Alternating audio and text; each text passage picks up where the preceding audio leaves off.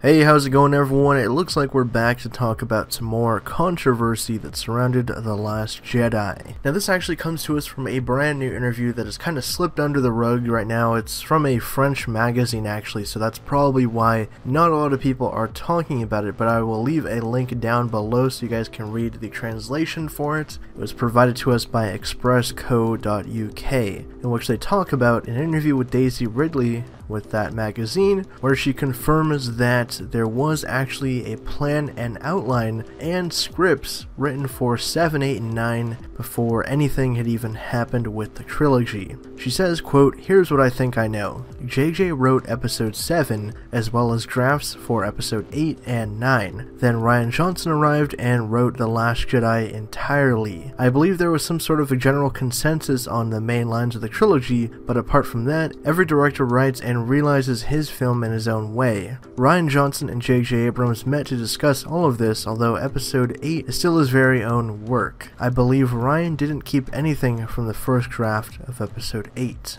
Now this also lines up with what we had heard about a couple months ago when it was confirmed that there was some sort of a plan in place and that Rian Johnson essentially just discarded everything that Lucasfilm had written down for the film, essentially rewriting The Last Jedi from top to bottom with his own twists and turns and trying to subvert audience expectations on the film. Now this has led to a lot of the complaints, as there wasn't really a narrative through line with The Force Awakens to The Last Jedi, as many of the big questions The Force Awakens raised and different plot points were not carried on and actually expanded upon in The Last Jedi, but rather were dropped like a heavy stone, essentially ignoring them entirely, just like what we saw with Rey's parents and obviously the fate of Snoke. In episode 7, The Force Awakens, Rey's parents was this big mystery that was kind of being introduced, and a lot of the ideas and talk around it had said that her parentage would be explained in future installments. We would begin to learn some of it in episode 8, and perhaps the big reveal would come in episode 9. I've seen all of the theories, and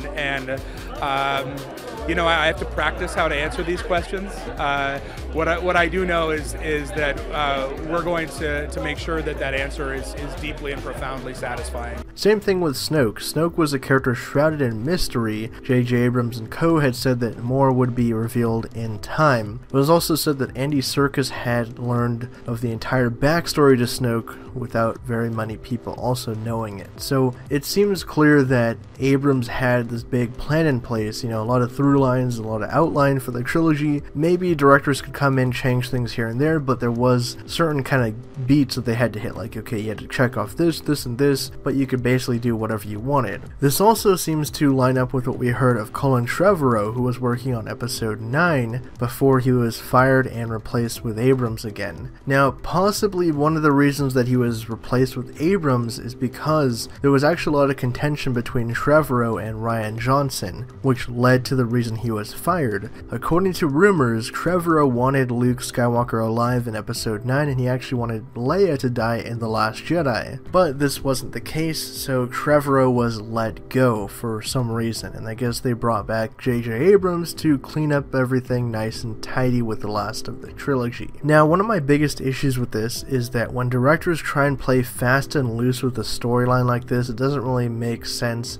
Just narratively and just from a business standpoint, it's like, why would you have 3 different directors come in and make a trilogy when none of them are really on the same page and all want to make their own film? Because then it leads to a lot of confusion from the audience members and everyone that's going to go see the film. It's like, okay, wait, you set up things in this movie, but then they don't get explored at all. They're just completely dropped off in this one. And then what if the third guy came back and tried to like retcon what the second guy did and do this, and it just like creates this big kind of table of confusion. It's like, okay, what is really happening here? This is why I think that Lucasfilm doesn't have a grasp on the whole shared universe thing quite like Marvel does, which is interesting because both of them are owned by Disney, but Kevin Feige keeps a very tight leash on the director directors of the MCU, making sure that if they want to be free and make their own film, they have to play under his rules, which is where I think Kathleen Kennedy doesn't do a good job at keeping an overall narrative through line for her Lucasfilm Star Wars pictures. But drop your thoughts down in the comments below. What do you guys think about this? Do you think that it makes sense that there was some sort of a trilogy outline? Because, I mean, just even thinking about it, it's like, why would you jump into a new sequel trilogy without an overall plan? That's why it never really made sense to me, where it's like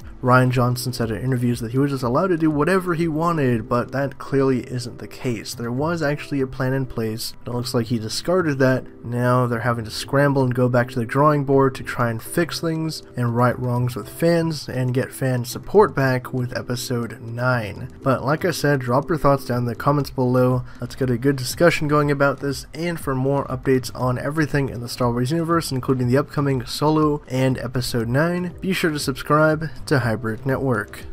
Thank you guys again for checking this video out. If you want to get even more updates from us, check out our social media platforms, our website for news and editorials, and if you want to see our content improve and help us out, donate to us on our Patreon and you can get exclusive rewards.